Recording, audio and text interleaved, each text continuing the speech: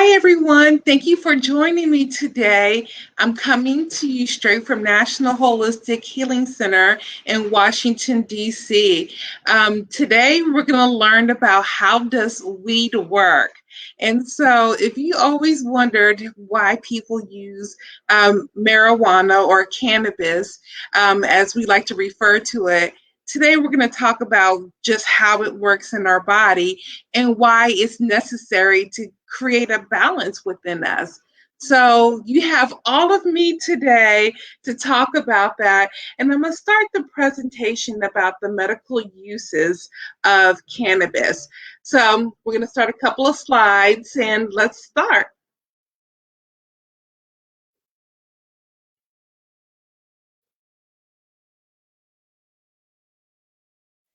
So, the first thing I want to talk about here today is that we have something called the endocannabinoid system. So, before everyone's like, oh, what is this? What is that? Let me put it in context for you because I know this slide might look a little advanced, but it's really a basic concept that I want to get across. And this is where your learning of the endocannabinoid system or how medical marijuana actually works on the body. So we have systems in our body like the circulatory system, the immune system, as everyone knows, when in the midst of COVID, how our body's been responding. We have all these wonderful systems, digestive, but they're all regulated by a system known as the endocannabinoid system. Now, this endocannabinoid system is the super regulator of all of our systems. Unfortunately, there's been very little studies that have been conducted to really talk about the efficacy and how it works. Right now, currently, there are 9 different medical schools that teach about the endocannabinoid system, but that's it. All in the nation, 9 medical schools. And this is what we're driving forward is that how, in fact, that with all this research and all this demand about using medical cannabis, why isn't the schools teaching other physicians and thus patients about the efficacy? Now, you have this wonderful system, the endocannabinoid system, that gives you balance. Where did it come from and why do we use it? So, if I think about, first of all, why we have the system, what a lot of people don't realize is that we actually produce cannabinoids naturally in our body. And we have produced them in our body. And over time, we have evolved deficiencies in cannabinoids. So, what does that mean? That means when you have a deficiency in your body that regulates all your different systems, that you have to come back and replenish it.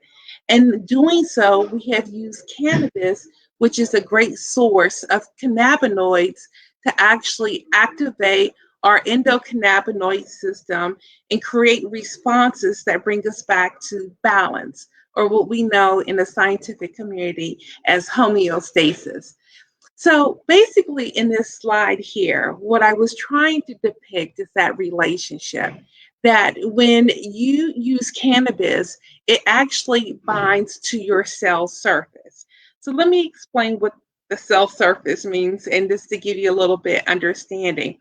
So you have, let's say it's a stomach, which is a part of the digestive system. So you have an organ, and then that organ's made up of tissue, and that tissue is made up of millions and billions of cells. So we're on the microscopic level here, looking at one cell.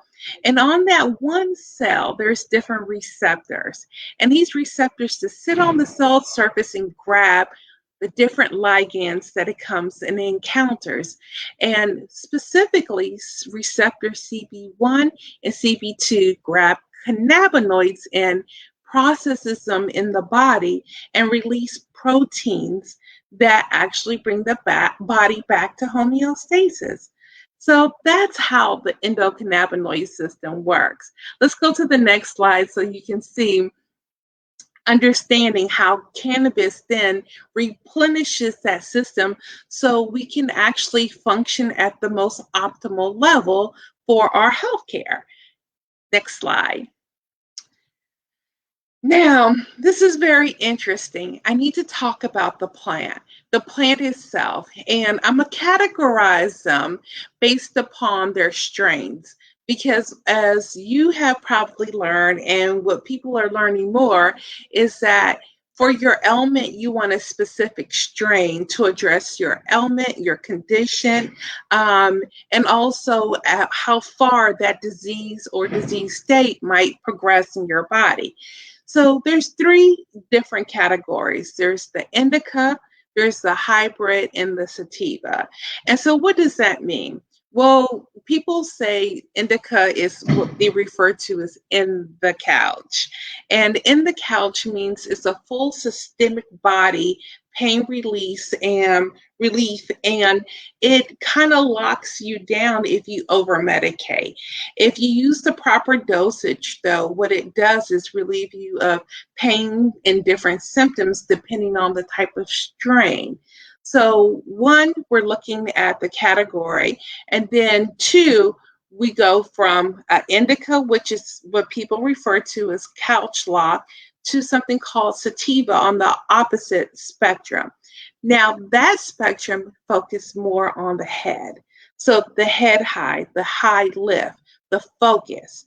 And so when you think about full body relaxation, and then you think about head lift and focus, then you combine something in between the two of them and you have a hybrid.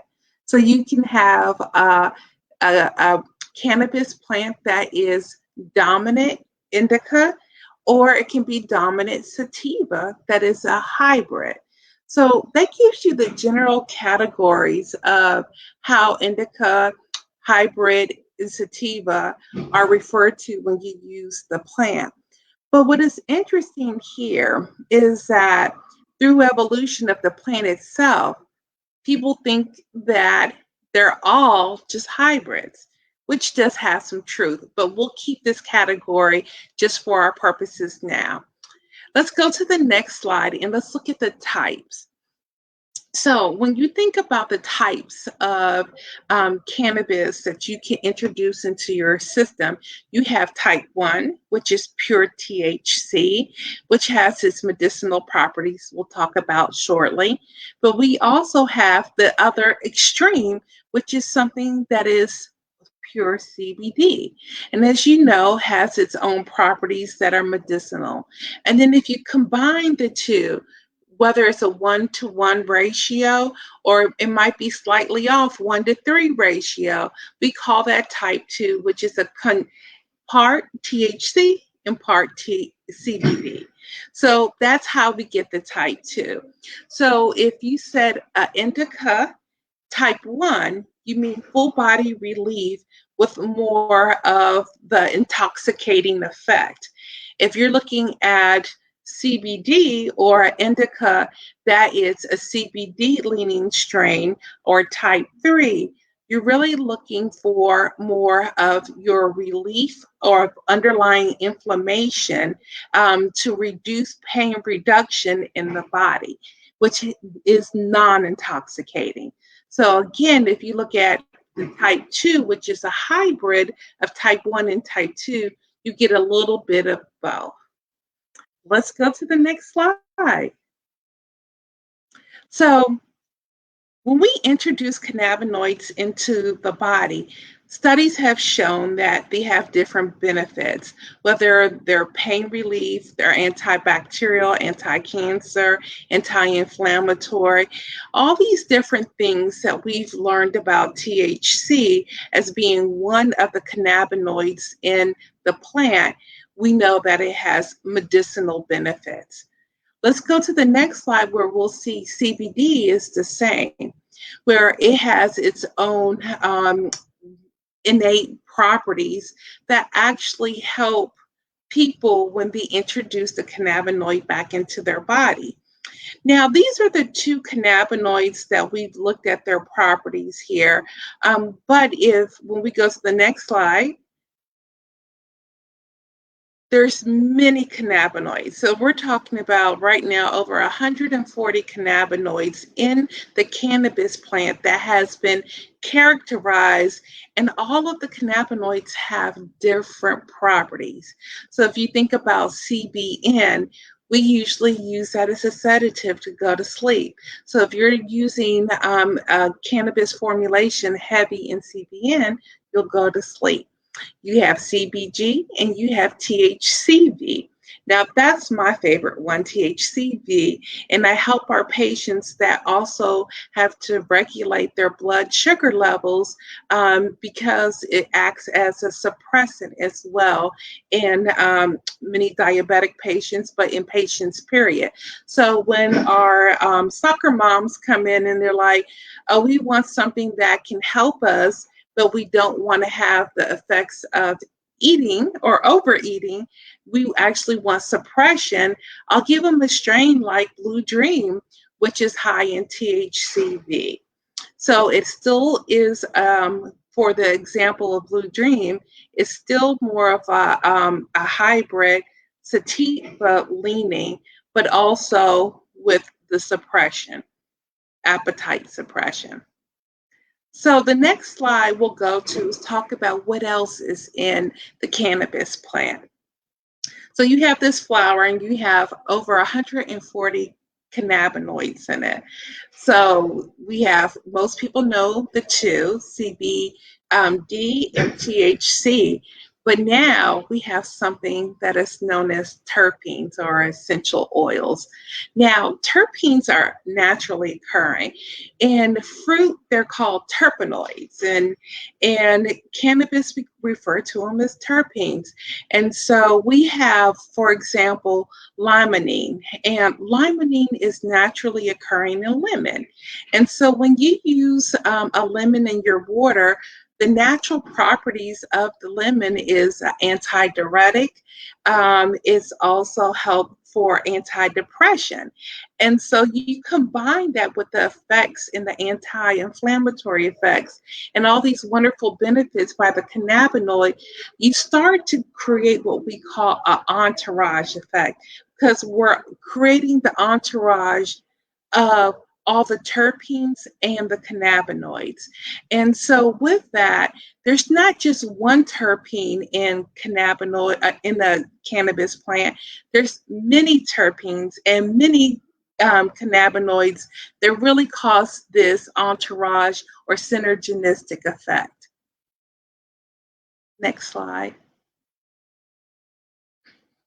So now that you know that the cannabis plant actually has this entourage of elements that help with well-being and full body systemic health, you can understand that it's important to find the right strain for the right ailment, in the right ratios and dosages. And so we have talked about two major components, the terpenes and the cannabinoids. But if you look at this slide, there are many other components as well. We have flavonoids, we have alphatases, we have all components of the natural medicine. And so I do like when patients have the ability to use methods like vaporization so that they can help with their ailments and conditions. But for some conditions, you might actually need the whole plant. And having that, what we call our library of medicine with the different strains, you can actually start to align the medication with exactly what you need. Next slide. And so this is just an example of all the reasons why people use cannabis, different ailments and conditions they have, and which cannabinoids they have seen work against those ailments and those conditions. I think what is important here is that people have to realize what is their ailment, what is their condition, and work with someone to help the right medicine to align with that. So if you're thinking about using using cannabis as medicine. If you have anxiety, I would think of anxiety and you have the effects of feeling anxious and then your body starts to respond. A perfect hybrid would be great for you, but it just depends on the person and then how bad the anxiety can be. I know that people laugh at me when I talk about lemon skunk, but lemon skunk has that limonene in it that is naturally lifts the head up, lifts the spirit up, and also addresses, any type of antidepressant that someone has, but yet giving you the full body relaxation. So the names are a little, confusing and less medical, but they do have some value in helping patients guide themselves to the best healthcare solution for them. And so if you think about this and you're really considering, is cannabis, medicine? It's real. It's real. And using the endocannabinoid system to reintroduce these cannabinoids to the body and to gain homeostasis and balance again is what we're looking for in a true healthcare solution. Let's go ahead and conclude the slides for you now. And I just want to check and make sure we have any questions or if anyone has anything we want to expand upon here.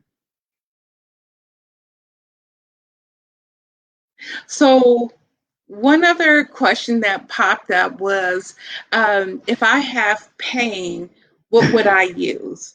And I think one thing that people consider when they're thinking about pain is that do they have chronic pain? So does it go up and plateau and stay at this heightened state? Or is it pain that might be a little bit spiky like a muscle cramp? And so both of those I would treat differently with the different forms, but also I would look at what strain would help with full body relaxation. But there is another element I would have to treat as well, which is that most people who experience pain also have a co-symptom of having depression or anxiety. So I would use a hybrid to address both of those issues. And that way I'm addressing the head and the full body for that patient. And I would go with a THC dominant strain to address those needs. So for anti-inflammatory purposes, we call that to maintain your homeostasis or your well-being. So medical marijuana, most people look at it as treating an ailment or a condition. But then you look at it as that I have treated this condition, I'm back in balance, and I want to maintain that. And so that's what I call maintaining balance or well-being. And with that, there's different strains or ailments that can, many strains that can address that homeostasis. So for example, if I am anti-inflammatory, response is what I want to trigger, a CBD dominant strain would work because CBD has that major property of anti-inflammatory response. And so you can use anything from Charlotte's Web and you won't have the intoxicating effects because CBD doesn't intoxicate. So for medicinal purposes, the question was that is it stronger if you're going to eat it or smoking it? So there are two different ways I would address this. If you're going to eat it, eating or edible is the most potent and long-lasting form of cannabis usage. It usually lasts between 6 to 8 hours, and it's really easy to over-medicate when you're using the edible form, but it is the strongest. When you smoke or vaporize, it lasts about 2 hours or so, and it doesn't really efficiently use your medicine because you're burning it off so rapidly. Where with a tincture or edible, you're ingesting it and it has a long lasting effect as its bioavailability is more readily available. So, which terpene would you use to improve your focus? Well, I have to go back to my first two, which is going to be always limonene. It's just something that it gives you such a nice head lift for the patients. It definitely clears the mind. I will say that this is my lawyer's, go-to. They love using cannabis and so that they can maintain their long-term focus and ability to write briefs.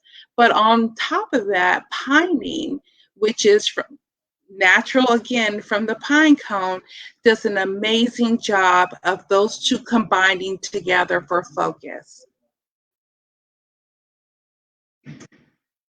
Well, is there any other questions I can answer for you? Those were all great questions, and I'm really grateful that you joined me today to get the overview of how it works. We'll continue on in this discussion in our next virtual class, starting to talk about the different types of usage, methods of using cannabis, and educating you more so now on why you use a certain type for a certain ailment or condition. Thank you again for joining me. God bless you all, and I'll see you next time at our virtual classroom.